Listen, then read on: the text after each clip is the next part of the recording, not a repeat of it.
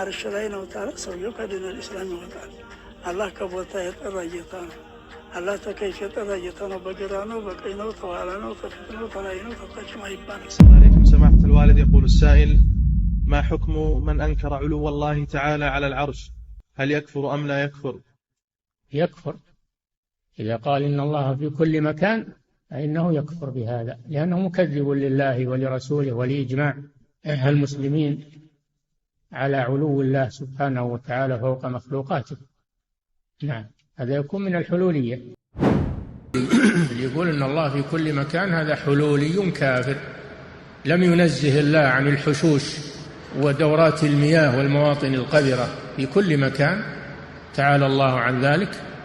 هذا لا شك كفره العلماء. الحلولية كفار بلا شك، ولا يصلى خلفهم.